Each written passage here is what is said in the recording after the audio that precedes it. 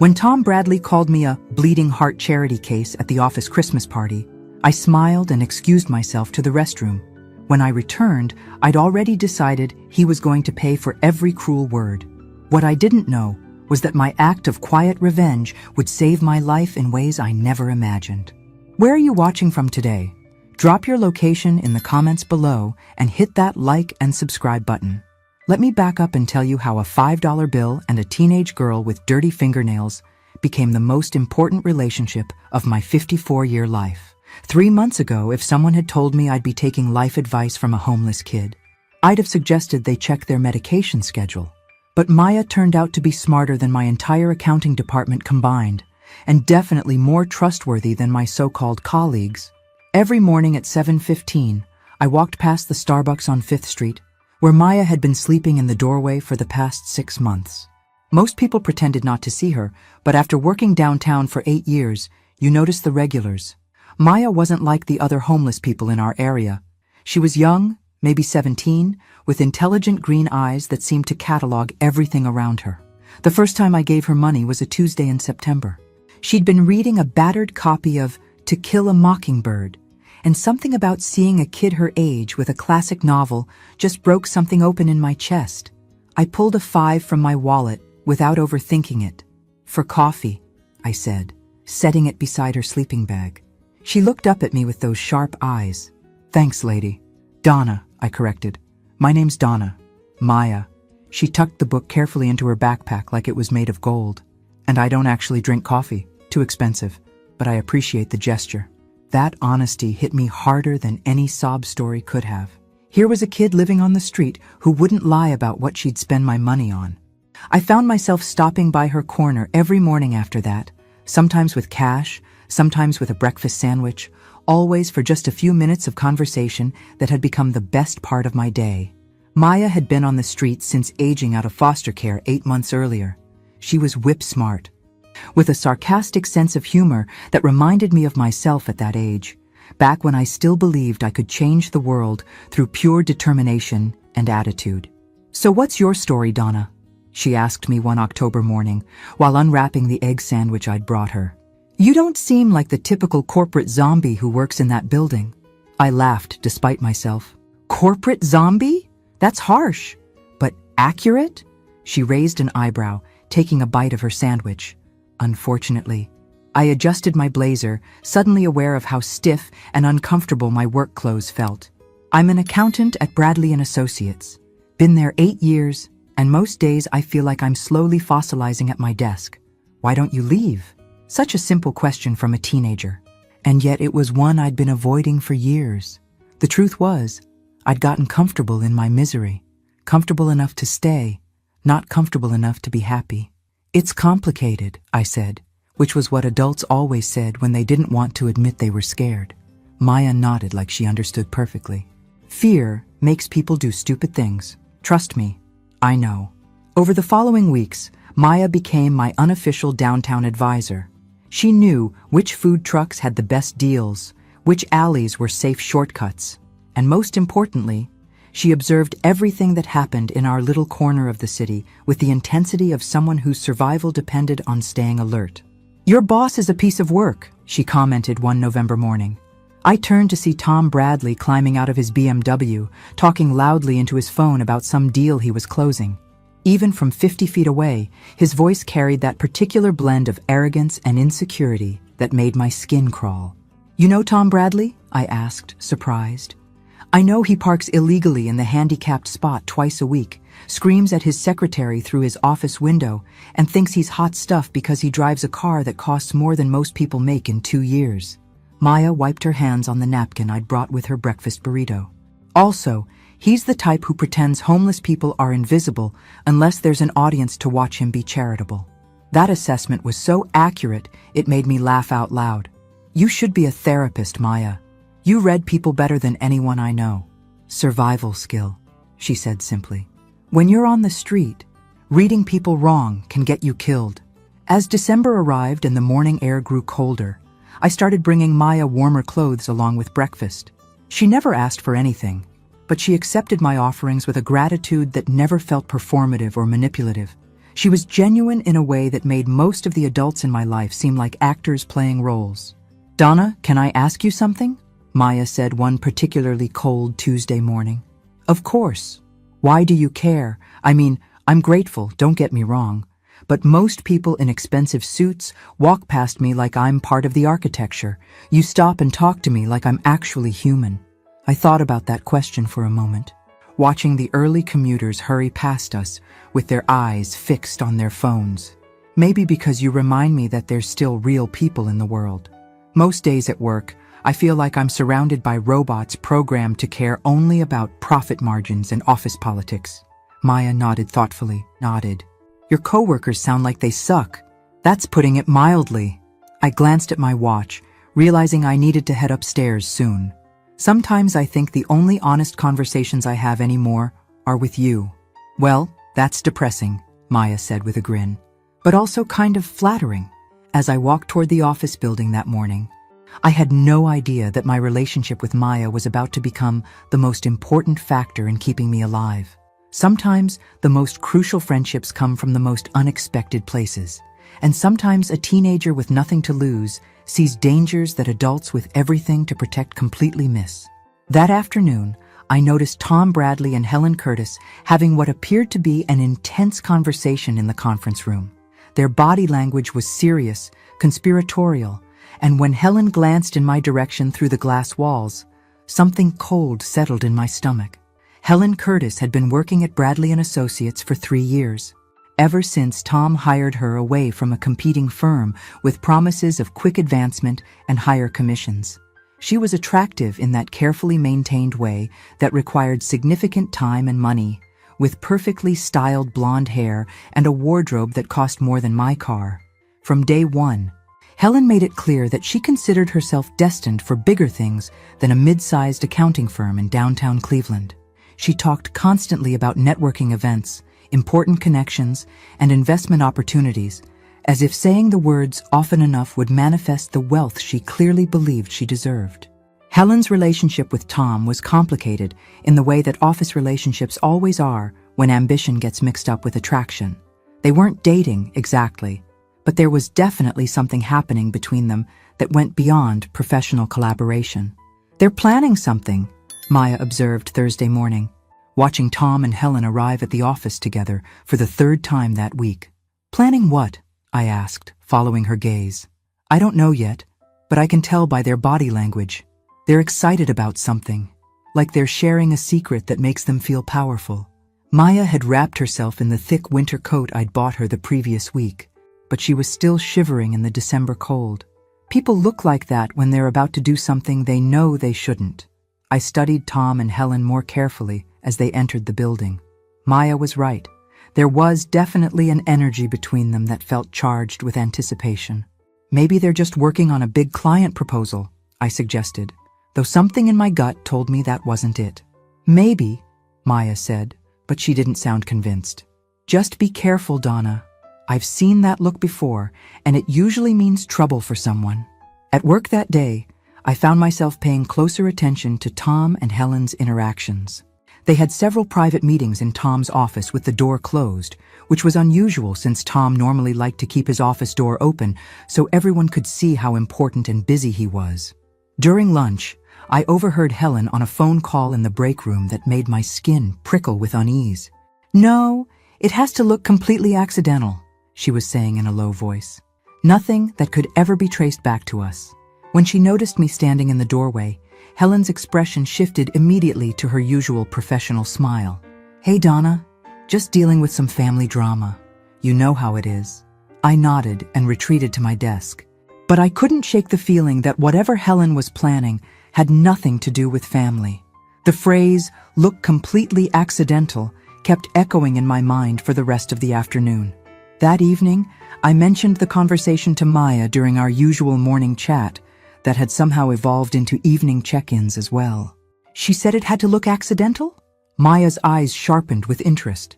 "That's not family drama talk, Donna. That's planning some kind of scam or worse. You think I'm being paranoid?" Maya shook her head firmly. "You're being smart. Trust your instincts about these people.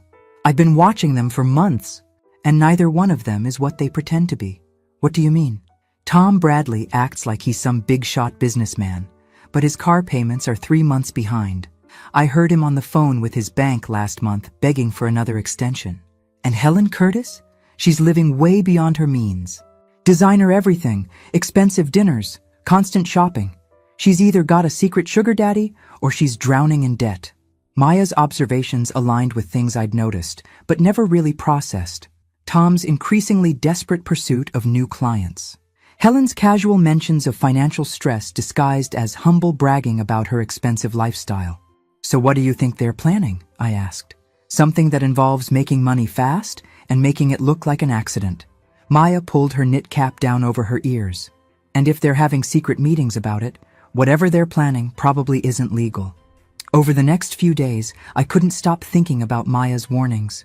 I started paying closer attention to Tom and Helen's behavior, and what I observed made me increasingly uncomfortable. Tom had been asking casual questions about my personal life, where I lived, whether I had family in the area, what my routine was like outside of work. At first, I'd thought he was just being friendly, but the questions felt oddly specific and persistent.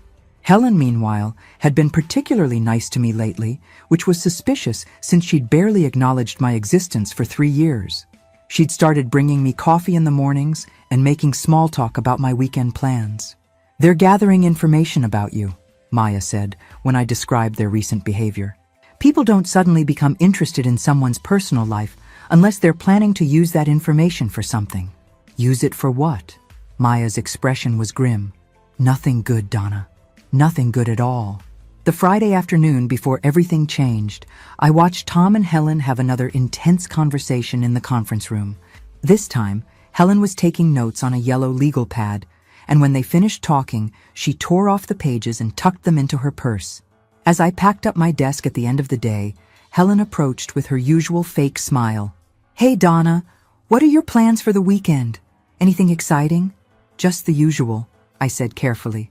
"Cleaning, laundry, maybe catching up on some reading." "Sounds relaxing. Will you be home most of the weekend?" The question felt wrong somehow. Too specific to be casual conversation. "Why do you ask?" Helen's smile flickered slightly. "Oh, no reason. I just worry about people spending too much time alone, especially during the holidays." Walking home that night, I couldn't shake the feeling that Helen's questions had been some kind of test or information gathering. Maya's warnings about people planning something that needed to look accidental kept echoing in my mind. I had no idea that by Monday morning, Maya would be saving my life with information she'd overheard in that same alley where she slept every night.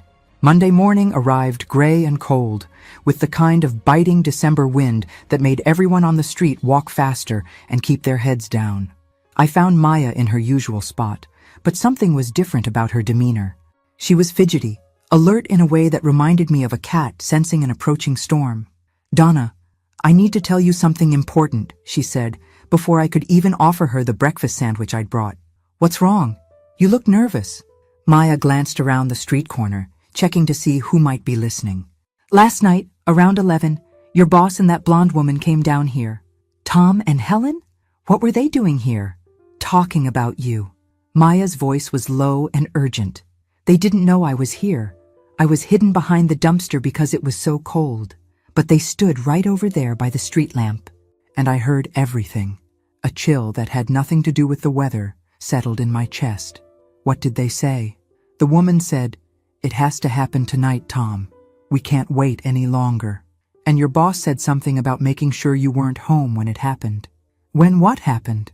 Maya looked directly at me, her green eyes serious. "They're going to set fire to your house, Donna, tonight. They said it had to look like an electrical fire, something with the wiring in your basement." The breakfast sandwich slipped from my hands and hit the pavement. "What? That's impossible. Why would they want to burn down my house?" "I don't know why.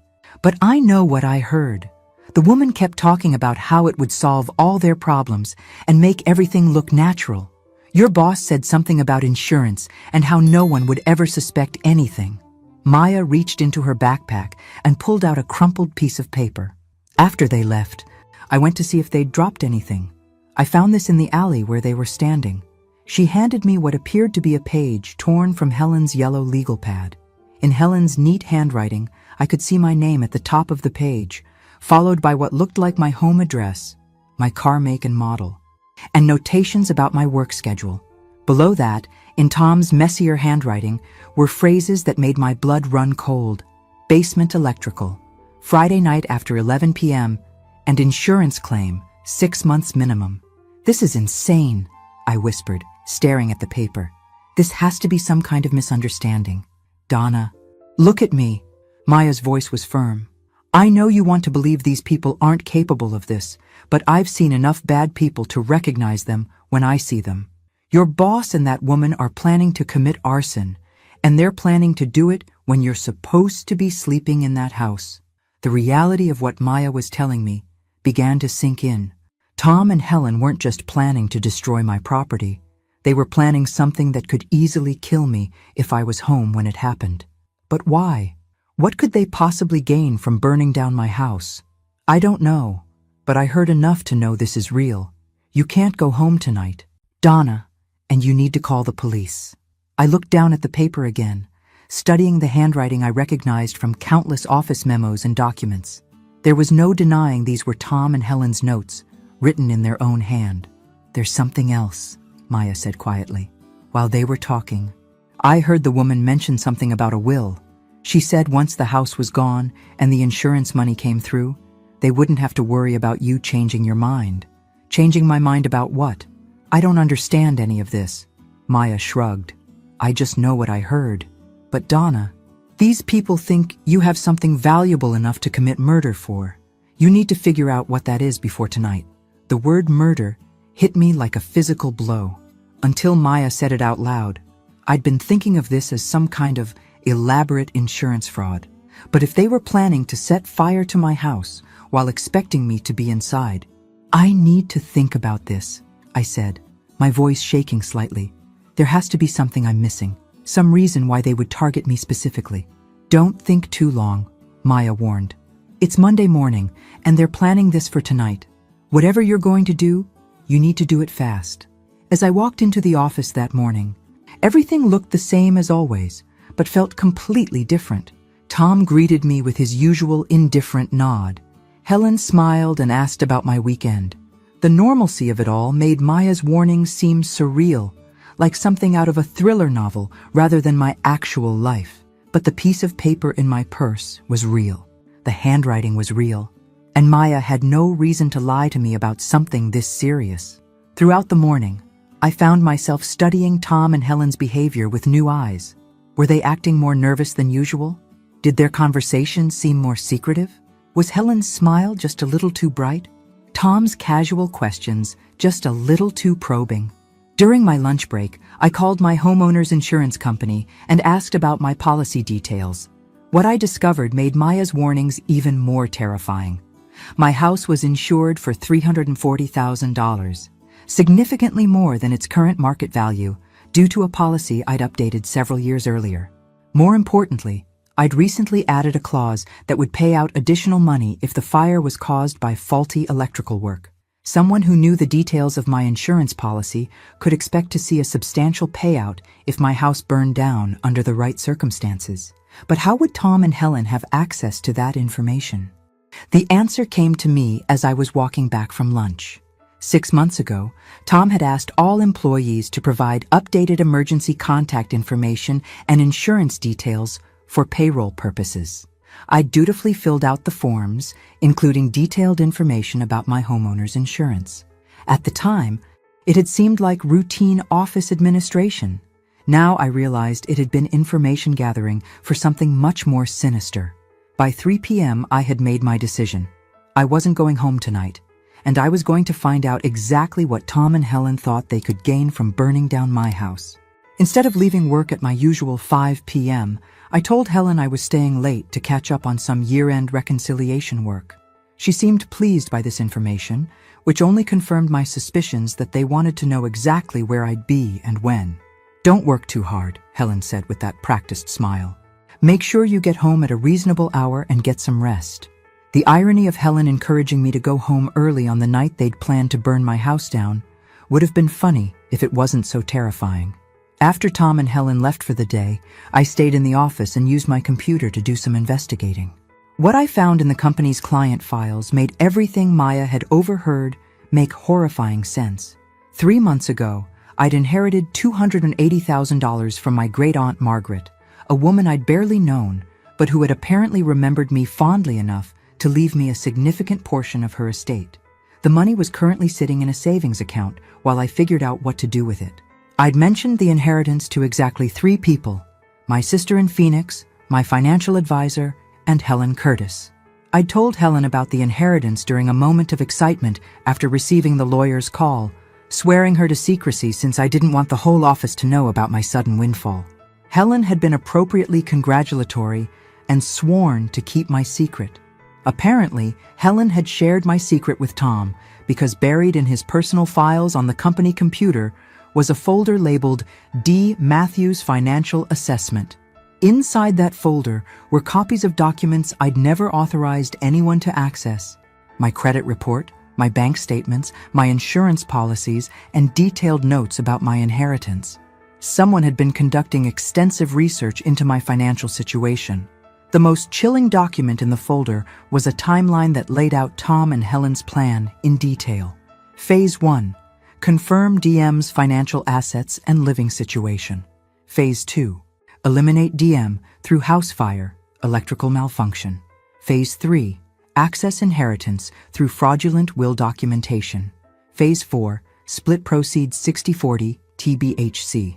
At the bottom of the timeline, in Tom's handwriting, was a note that made my hands shake.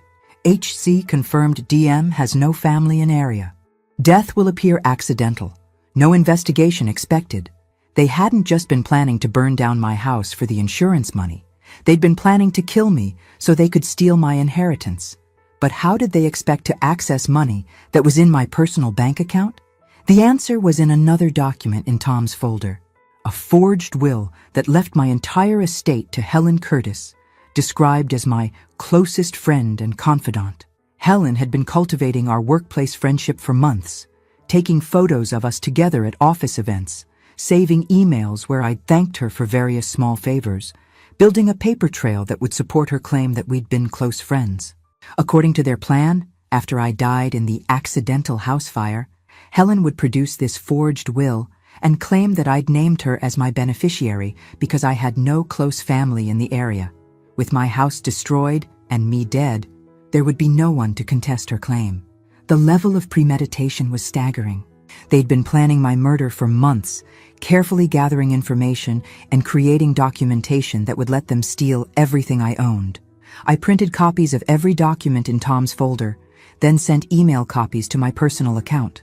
By the time I left the office that night, I had enough evidence to send both Tom and Helen to prison for conspiracy to commit murder.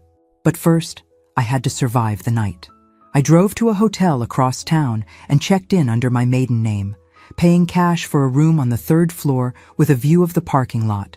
Then I called Maya on the phone number she'd given me for emergencies. I found out why they want to burn down my house, I told her. It's not just about the insurance money. They're trying to kill me so they can steal my inheritance. Holy hell, Donna. How much money are we talking about? Almost $300,000. Maya was quiet for a moment. That's definitely murder money. People have killed for a lot less than that. I've got evidence of their whole plan. I printed everything from Tom's computer, but I need to figure out how to stop them without getting killed in the process. Where are you now? Hotel downtown. I'm not going anywhere near my house tonight. Good. What about tomorrow? You can't hide in a hotel forever. I'd been thinking about that question all afternoon. I'm going to set a trap for them. If they think their plan worked, they'll have to move forward with the next phase, and that's when I'll have them. Donna, these people are planning to commit murder. You shouldn't try to handle this alone. I'm not alone, I said, looking out the hotel window at the city lights below. I have you, and I have evidence, and I have the advantage of being smarter than both of them combined. The next morning, I would put my plan into action. But first, I needed to let Tom and Helen believe they had succeeded in killing me. At 11:47 p.m., I sat in my hotel room and watched the local news website refresh on my laptop screen. If Tom and Helen had followed through with their plan, the story would break sometime before midnight.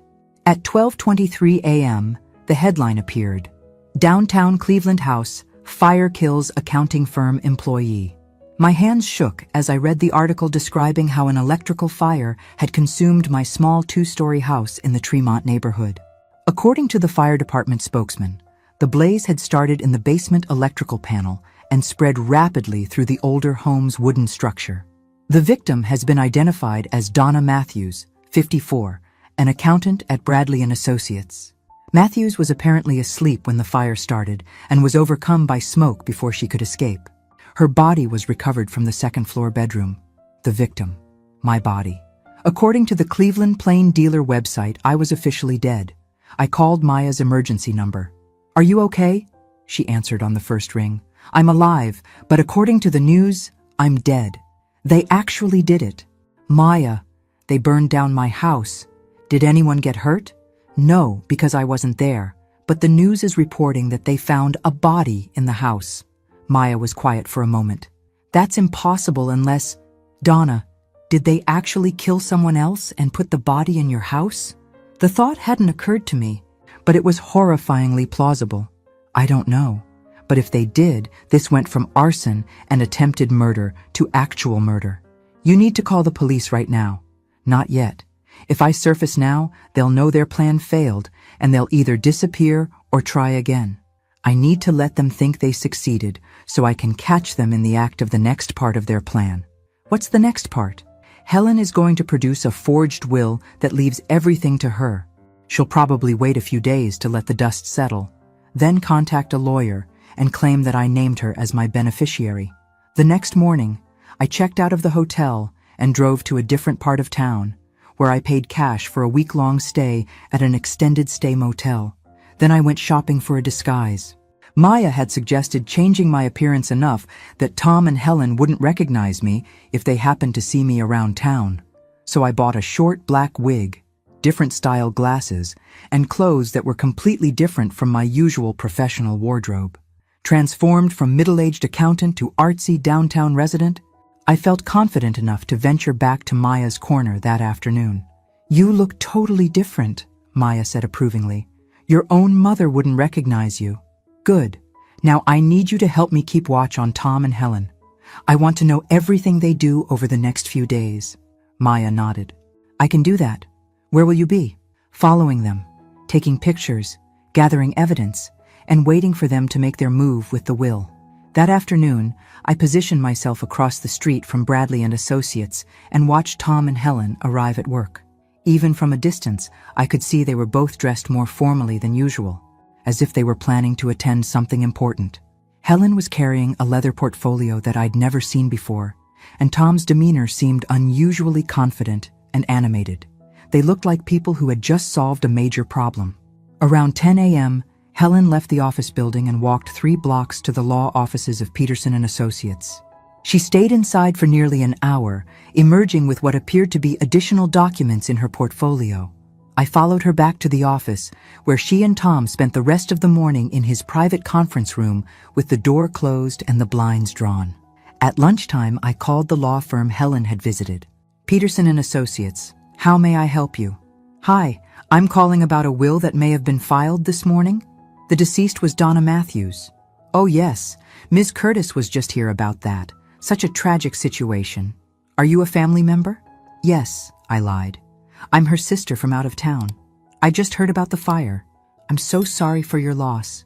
Ms. Curtis explained that Ms. Matthews had no immediate family, but she left everything to Ms. Curtis as her closest friend. The will is being filed for probate this afternoon. "Did Ms. Curtis provide proof that she was my sister's friend?" "Oh yes, she had extensive documentation. Photos, emails, even a handwritten note from your sister expressing her wishes. Everything seemed to be in order." I hung up feeling sick to my stomach. Helen had been thorough in creating her fake documentation, and she was moving faster than I'd expected. But she'd also made a crucial mistake. In her rush to claim my inheritance, she was creating a paper trail that would destroy her when I emerged from the dead. That evening, Maya met me at a diner near the motel where I was staying. "They've been celebrating," she reported. "Both of them left work early and went to some fancy restaurant downtown. I couldn't get close enough to hear what they were saying, But they were definitely toasting something with champagne. They're celebrating my death and their upcoming windfall. When are you going to contact the police? I pulled out the folder of evidence I'd compiled over the past 2 days. Tomorrow morning. But first, I need to make one more stop. Maya looked at the folder. What's that?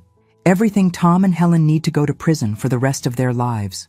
Financial records, copies of their plan, photos of Helen filing the forged will, and most importantly, the piece of paper you found in the alley that proves they were planning this from the beginning.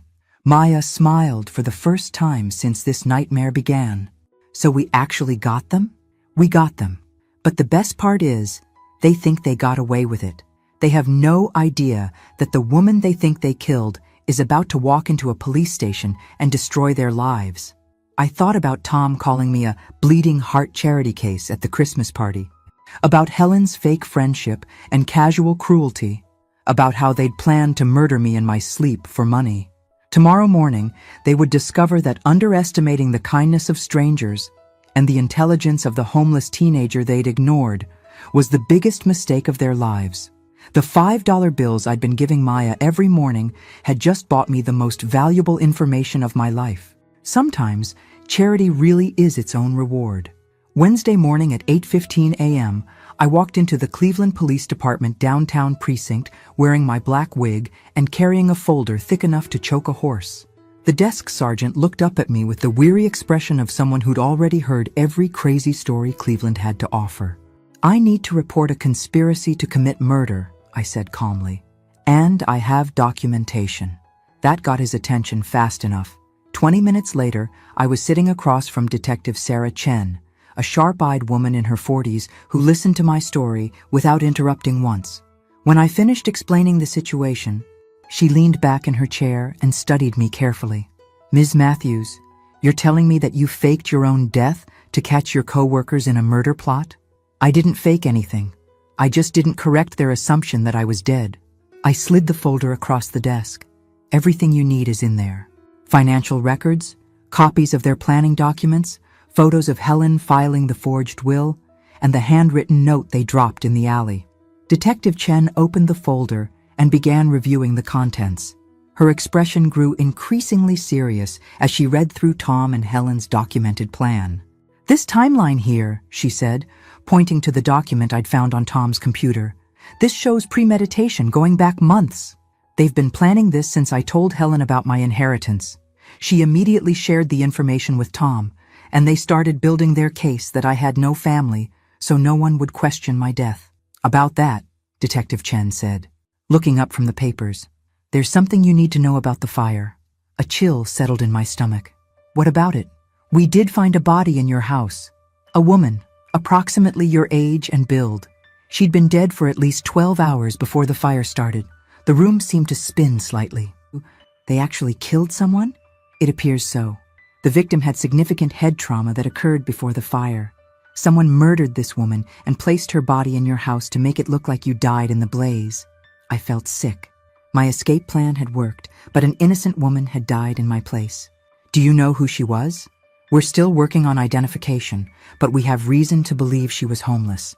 No missing person reports filed, no immediate family looking for her. Maya. The thought hit me like ice water. Was she young?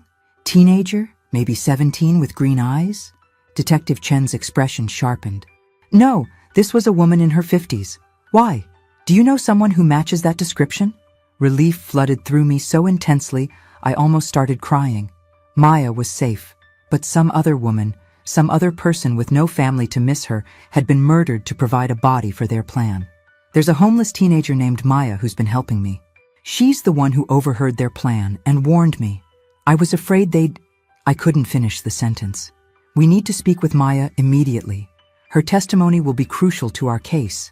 I can arrange that. But Detective Chen, if they killed someone else to put her body in my house, this is way more serious than just attempted murder. Yes, it is. This is now a homicide investigation with multiple felony charges. Conspiracy to commit murder, arson, fraud, identity theft, and now an actual murder charge. Detective Chen closed the folder and stood up.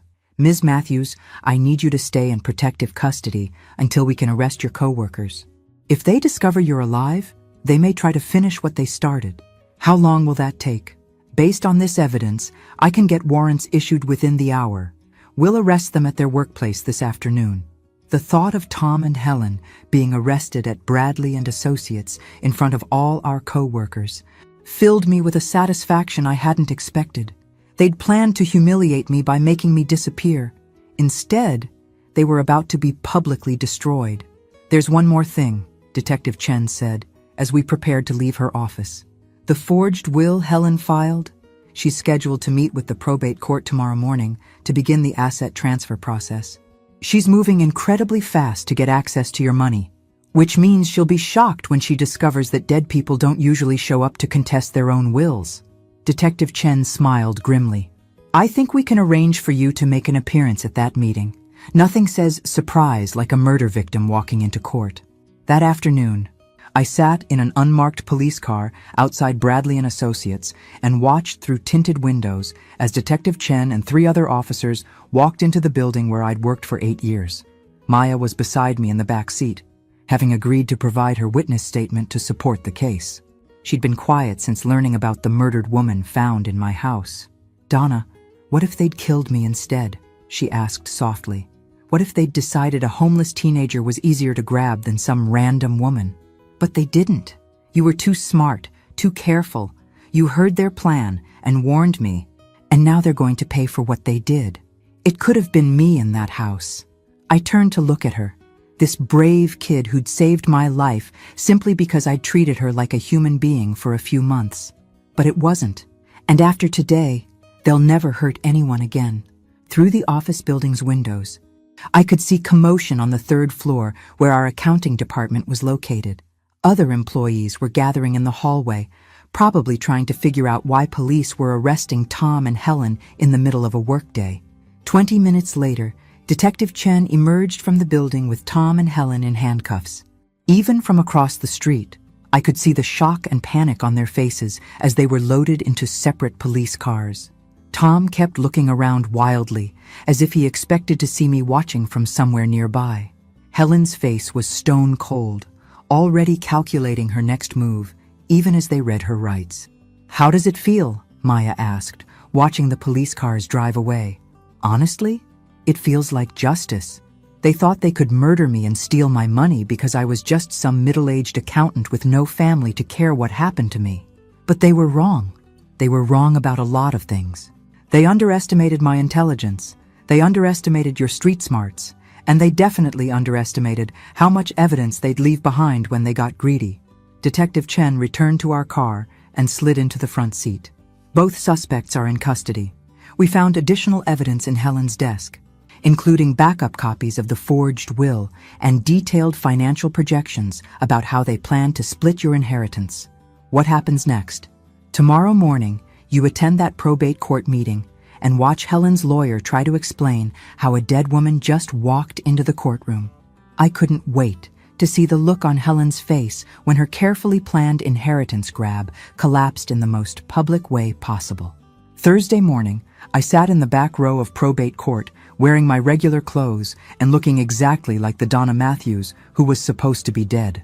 Maya had insisted on coming with me to witness what she called the best revenge plot ever. At 9:30 a.m., Helen's lawyer, Robert Peterson, stood up to address Judge Williams about the estate of Donna Matthews. Your Honor, we're here today to begin probate proceedings for my client's deceased friend, who tragically died in a house fire earlier this week. Judge Williams looked down at his paperwork. And the beneficiary is present? Yes, Your Honor. Helen Curtis has provided extensive documentation proving her close friendship with the deceased, who named Ms. Curtis as her sole beneficiary.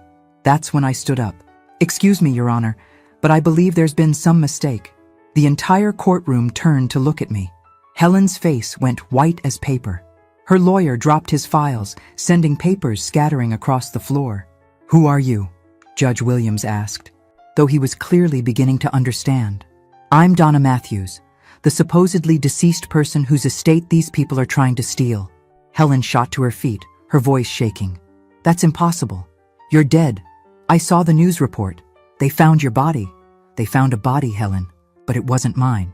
It was a woman you and Tom murdered to take my place. The courtroom erupted. Judge Williams banged his gavel for order, while Helen's lawyer tried desperately to figure out how to explain this development to his client. "Ms. Curtis," Judge Williams said sternly, "did you file a fraudulent will with this court?" Helen's composure cracked completely. "Your Honor, I can explain. There's been a terrible misunderstanding. The only misunderstanding," I said, walking toward the front of the court, "is that Helen thought she could commit murder and fraud without getting caught." Detective Chen entered the courtroom at that moment with 2 uniformed officers. "Helen Curtis, you're under arrest for additional charges of fraud and perjury in connection with the filing of false documents with this court." As the officers handcuffed Helen for the second time in 2 days, she looked at me with pure hatred. "You have no idea what you've done, Donna. You have no idea what forces you're messing with." "What forces? You mean the force of 2 greedy people who thought they could commit murder for money?" But Helen's comment stuck with me as I watched them lead her away. Something about the way she said it suggested that Tom and Helen hadn't been working alone. After the court session ended, Detective Chen pulled me aside in the hallway.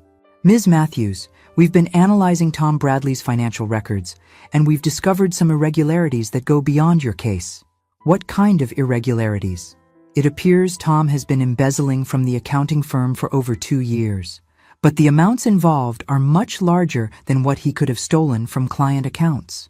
"How much larger?" "We're talking about nearly $2 million. Someone has been feeding Tom inside information about high-value targets, and your inheritance was just one of several he's been pursuing." Maya, who had been listening quietly, suddenly spoke up. "Detective Chen, when I was watching them plan Donna's murder, I heard the woman mention something about a boss who needed results soon." Detective Chen's eyes sharpened. "A boss?" She said they were working for someone else? She said something about keeping their boss happy and not disappointing him again, like they'd failed at something before. My mind raced back through my conversations with Helen over the past few months.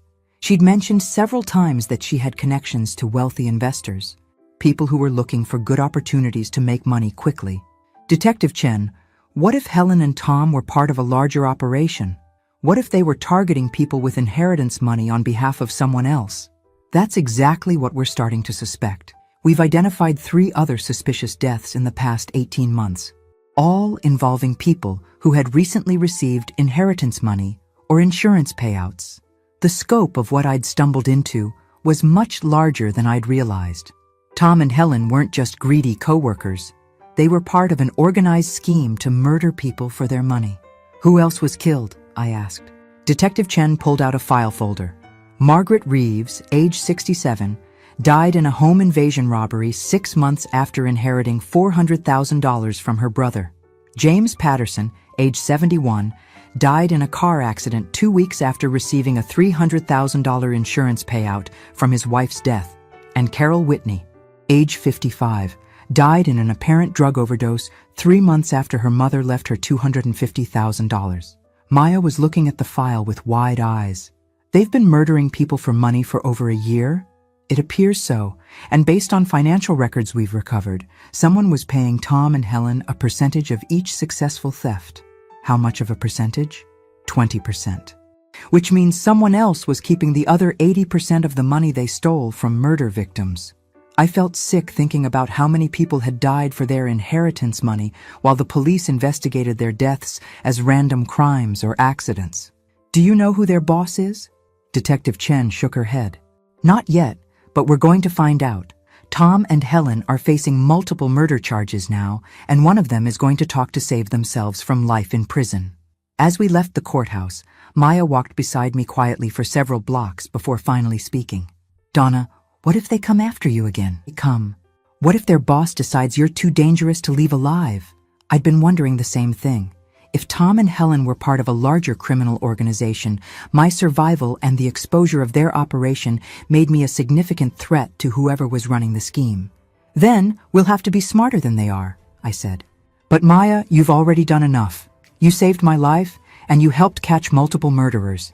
You don't have to put yourself at risk anymore." Maya stopped walking and looked at me seriously. "Donna, these people killed an innocent woman and put her body in your house. They've murdered at least 3 other people that we know about. I'm not walking away from this until whoever's behind it is in prison."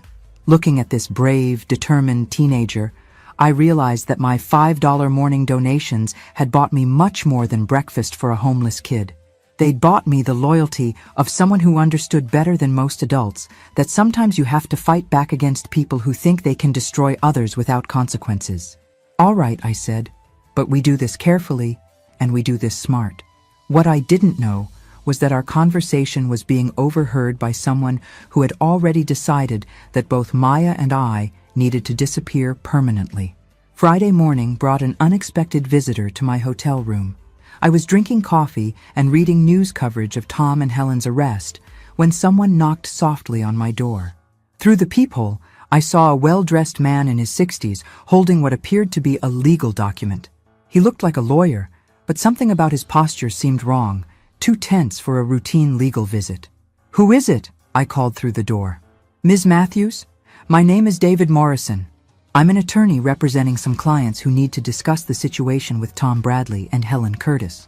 I kept the chain lock engaged and opened the door just wide enough to see him clearly.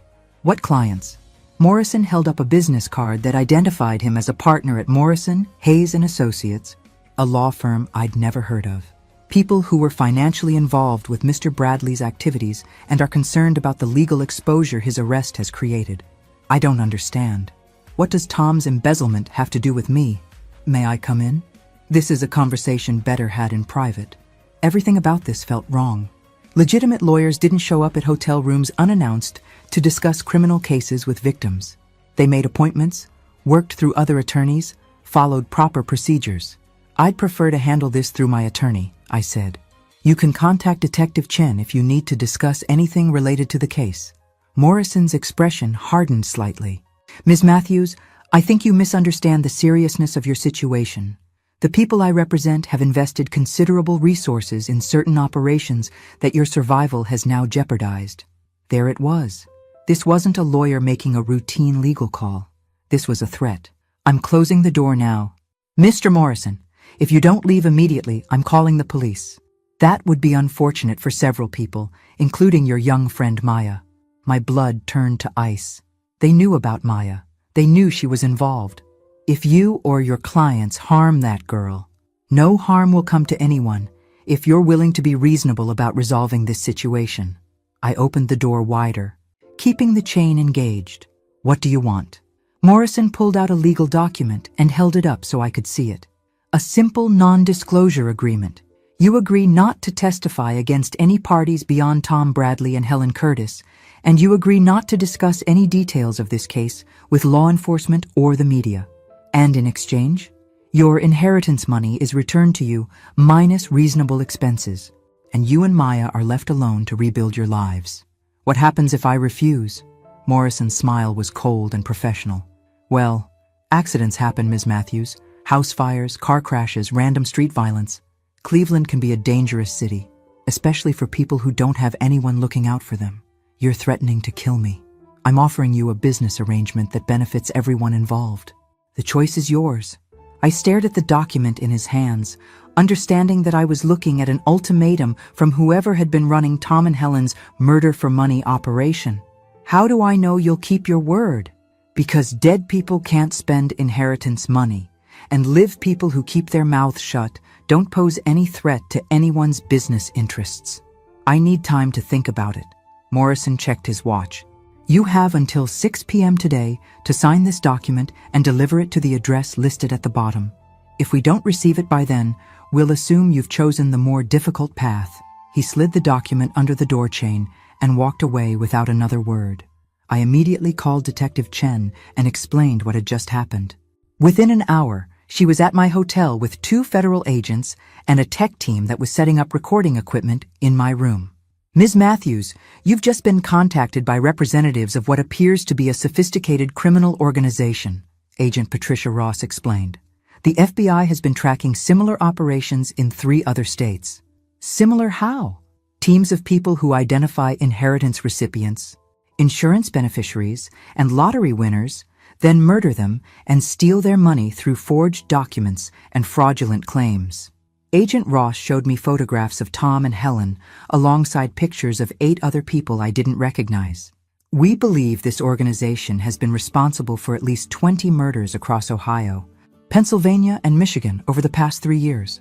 Maya arrived at the hotel an hour later under police protection, having been picked up from her usual street corner after Detective Chen realized she might also be in danger. "So they want you to keep quiet about the bigger operation," Maya said after I explained Morrison's visit, "which means there's definitely a bigger operation to keep quiet about. The question is, do we use this meeting tonight to try to catch whoever Morrison represents, or do we play it safe and let the FBI handle this their way?" Agent Ross was clear about her preference. "Ms. Matthews, we want you to wear a wire to this meeting and help us identify the people behind this organization. And if something goes wrong, we'll have agents positioned throughout the area. You'll be completely protected." Maya looked skeptical. "These people have killed at least 20 people. They're not going to hesitate to kill Donna if they figure out she's working with the FBI, which is why we're going to be very careful about how we handle this."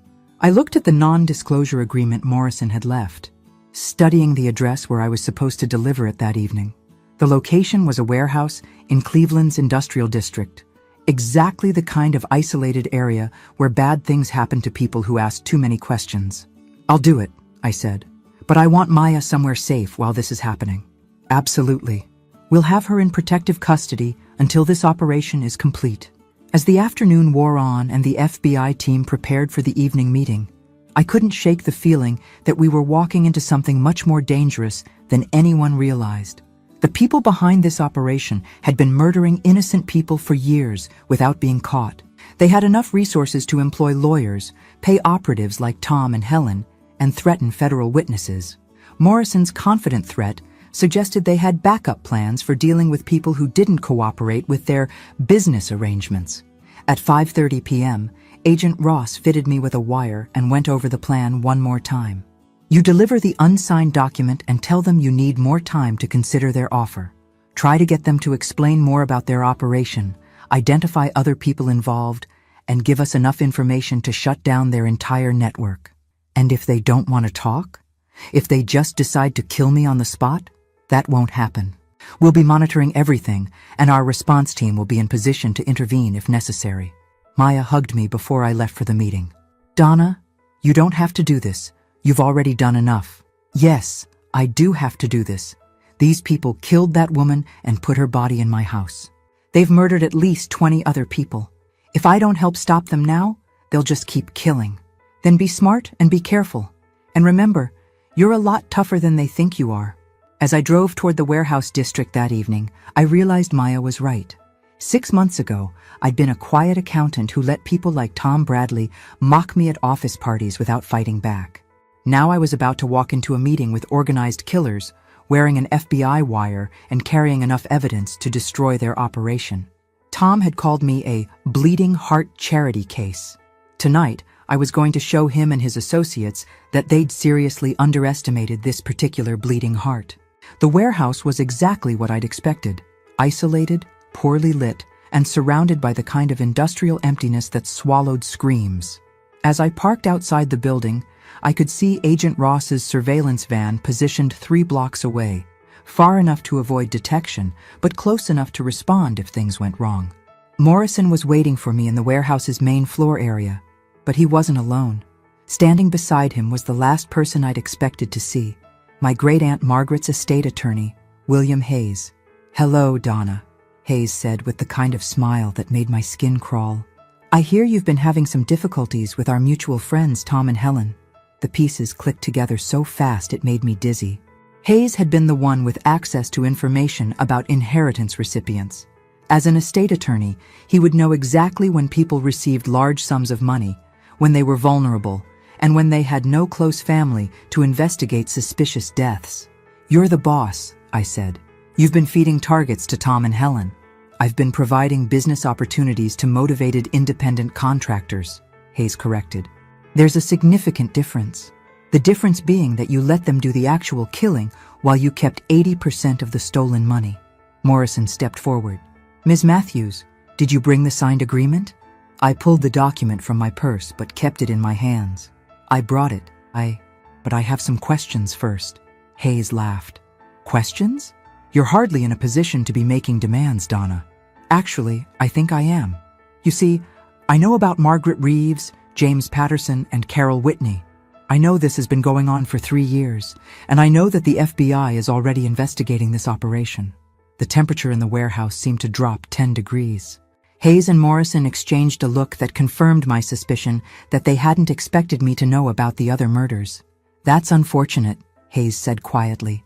"We were hoping this could be resolved more simply." Morrison reached inside his jacket, and I saw the glint of metal.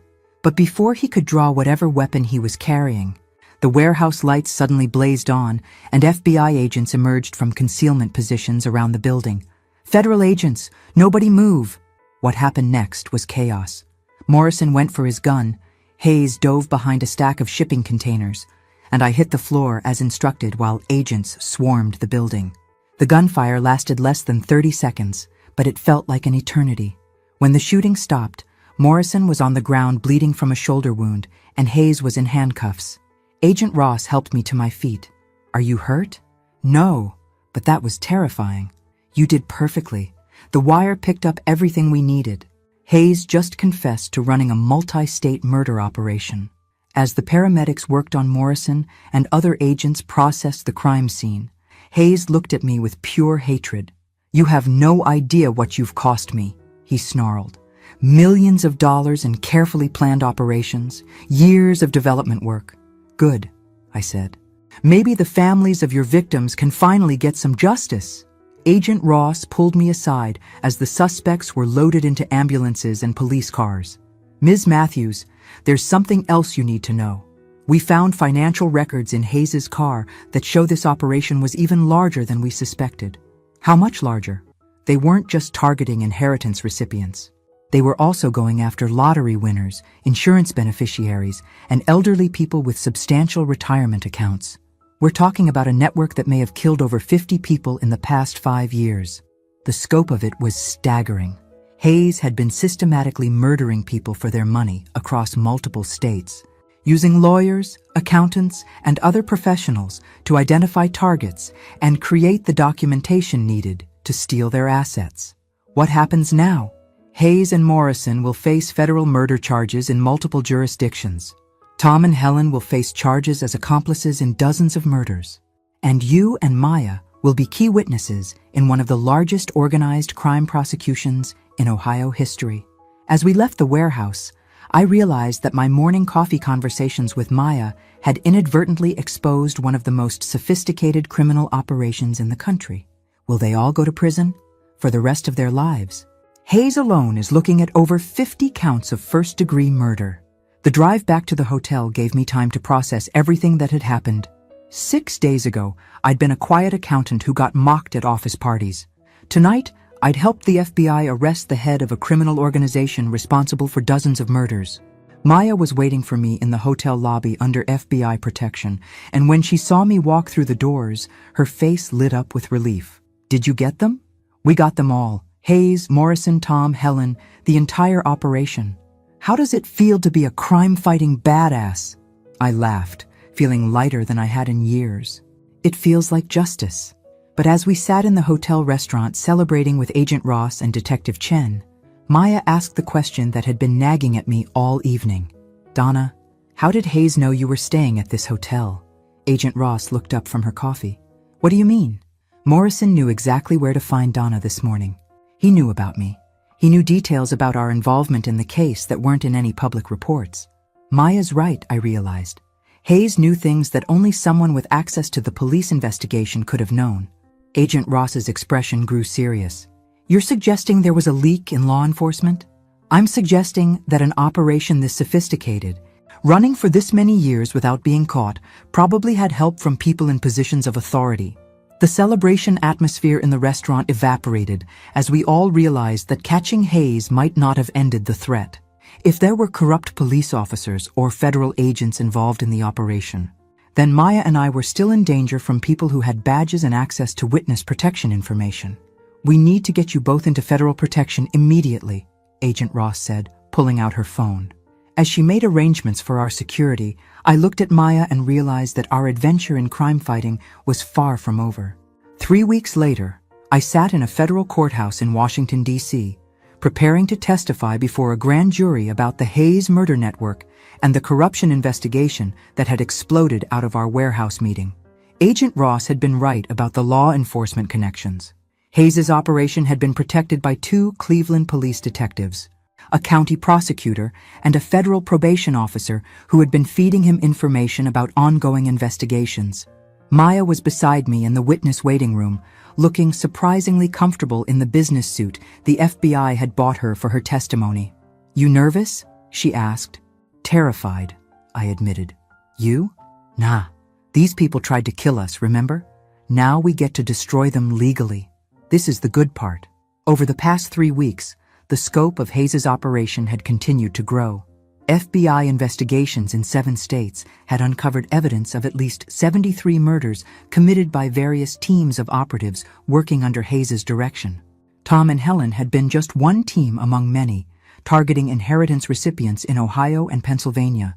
Other teams had focused on lottery winners, insurance beneficiaries, and elderly people with substantial assets. "The thing that still gets me," Maya said, "is that Hayes was your great-aunt's lawyer. He knew about your inheritance before you did." That revelation had been particularly disturbing. Hayes had been targeting his own clients' beneficiaries, using information from estate planning to identify people who would soon receive large sums of money with no immediate family to investigate their deaths. My great-aunt Margaret probably told him all about me during their meetings. How I lived alone, how I didn't have close family in the area. He was planning my murder before I even knew I was inheriting money.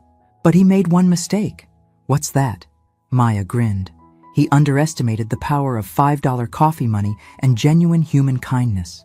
When my name was called to testify, I walked into the grand jury room carrying a folder containing copies of every document, photograph, and piece of evidence Maya and I had gathered. For 2 hours, I told the story of how daily conversations with a homeless teenager had exposed a criminal network that spanned multiple states and involved corrupt law enforcement officials. The grand jurors were particularly interested in the timeline of events and how Hayes had used his position as an estate attorney to target vulnerable people. "Ms. Matthews," one juror asked, "what made you decide to trust Maya's warnings about the fire?" Maya had been observing everything that happened in our area for months. She noticed patterns that I missed because I was too focused on my work routine. When she told me she'd overheard Tom and Helen planning to burn down my house, I knew she was telling the truth because she had no reason to lie. "And you never suspected that your great-aunt's attorney might be involved?" "Not until I saw Hayes at the warehouse. But looking back, it makes perfect sense. He had access to all the information about inheritance recipients, and he had the legal knowledge to create forged documents that would pass initial scrutiny." After my testimony, Maya was called to describe what she'd overheard in the alley and how she'd been observing Tom and Helen's behavior for weeks before the murder plot. "The thing people don't understand about being homeless," Maya told the grand jury, "is that you become invisible to most adults. They don't notice you, which means they say and do things around you that they would never do if they remembered you were there. Can you describe what you heard Mr. Bradley and Ms. Curtis discussing?" Maya pulled out a notebook where she'd written down everything she could remember from that night. "They were talking about making sure Donna wasn't home when the fire started, but they also mentioned that the house needed to burn hot enough to destroy any evidence. The woman, Helen, was worried about the accelerant they were using and whether it could be detected." "Did they mention accelerant specifically?" "Helen said something about gasoline being too obvious, and Tom said they were using something that would look like an electrical fire. They had it all planned out." When Maya finished her testimony, Agent Ross met us in the hallway. The grand jury voted to indict Hayes on 73 counts of murder in the first degree, along with conspiracy and racketeering charges. Tom and Helen are facing multiple murder charges as well. "What about the corrupt cops?" "Indicted. The whole network is done." As we left the courthouse, Maya and I walked down the steps together toward the car that would take us back to Cleveland. "So what now?" Maya asked. "You're rich, the bad guys are in prison, and you're famous for helping solve one of the biggest criminal cases in Ohio history." It was true. The insurance company had paid out on my house. My inheritance was intact, and several news outlets had offered to pay for the rights to tell my story. "Now I figure out what to do with the rest of my life," I said. "What about you? The FBI offered to help you get into college. Maya stopped walking and looked at me seriously. Actually, I had a different idea. What's that? You know how Hayes was able to run this operation for years because people like me are invisible to most adults? What if that wasn't always the case? I waited for her to continue. What if we started a business that hired people like me, homeless people, people living on the street, to work as investigators and security consultants? We could help people who are worried about being targeted by criminals. It was a brilliant idea. Maya had proven that people who lived on the streets often observed things that law enforcement and private security missed. Maya, that's genius. And we could use your inheritance money to get it started. Call it something like Street Angel Investigations. I looked at this remarkable teenager who had saved my life, helped expose a massive criminal network, and was now proposing to turn her survival skills into a business that could help other people. You want to be my business partner? I want to make sure what happened to you never happens to anyone else. And I want to prove that homeless people are a lot smarter and more valuable than most people think. 6 months later, Street Angel Investigations had 15 employees, all former homeless individuals who had been trained in surveillance, investigation techniques, and personal security. Maya, now 18 and living in her own apartment, served as our director of field operations. I handled the business side and client relations. Our first major case involved protecting a lottery winner who'd been receiving threats. Our second case helped police solve a missing person investigation that had been cold for 2 years. Tom Bradley called me a bleeding heart charity case at a Christmas party, thinking he was mocking my kindness toward Maya. He had no idea that my bleeding heart would lead to his arrest for multiple murders, or that my charity would grow into a business that protected other people from criminals like him. Sometimes the best revenge isn't getting even. It's proving that the thing someone mocked you for was actually your greatest strength. Maya and I learned that kindness between strangers can be the most powerful force in the world, capable of stopping killers, exposing corruption, and building something beautiful from the ashes of other people's cruelty. The $5 bills I gave Maya every morning bought me much more than coffee money for a homeless teenager. They bought me a friend, a business partner, and proof that treating people with dignity can literally save lives. As Maya likes to say, we turned Tom's insult into our mission statement: bleeding hearts and charity cases, protecting people who matter. And in our office in downtown Cleveland, we keep a framed copy of the newspaper headline from the day Hayes was sentenced: Homeless Teen and Accountant Expose Murder Network. Some days, being underestimated by cruel people is exactly the advantage you need to destroy them completely. You know, before I end this video, I want to talk to you for a moment. Not as a narrator, not as someone telling a story, but just as someone sitting across from you, reflecting on what we just experienced together. Because stories like this, they don't just come and go, they stay. They linger in your mind, in your chest, in that quiet space where you start asking yourself questions you didn't expect. I remember the first time I came across a story like this. It wasn't dramatic in the way movies are. There were no grand speeches, no perfect endings, just the woman facing things that felt impossibly heavy, and yet somehow she kept going. Not because she had all the answers, not because she wasn't afraid, but because something inside her refused to give up. And I think that's what makes stories like the one you just watched so powerful. It's not about perfection. It's not about always winning. It's about endurance.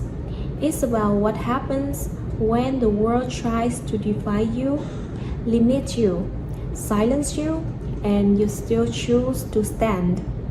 Even if your voice shakes, even if your steps are slow.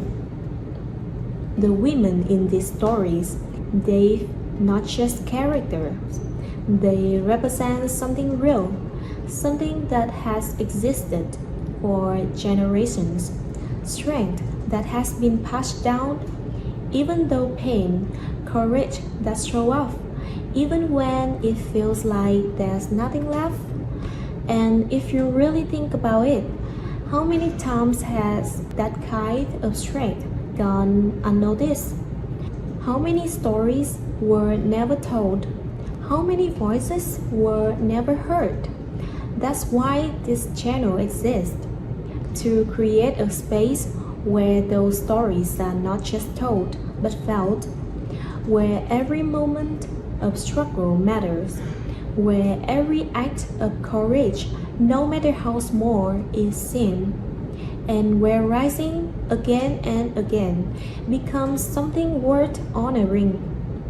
Maybe there was a moment in this story that hit you a little differently. Maybe it reminded you of someone you know. Maybe it reminded you of yourself. And if it did, I hope you hold on to that. Because strength doesn't always look like what we expect. Sometimes it looks like surviving one more day. Sometimes it looks like walking away. Sometimes it looks like starting over when everything in you is tired. But it's still strength and it still matters. So as you leave this video, don't just move on to the next thing right away. Sit with this for a second. Think about the journeys you just witnessed. Think about what it represents. And most importantly, remember that every story like this is the reminder of something powerful. That no matter how many times someone is pushed down, no matter how many systems try to break them, there is always the possibility of rising again. If this story meant something to you, I'd love for you to stay with us on this journey, because there are so many more stories waiting. Stories that will challenge you, move you, and maybe even change the way you see the world just a little bit. Thank you for being here with me, truly. And until the next story, take care of yourself, keep your heart open, and never forget how powerful it is to rise, even when it's hard. Bye.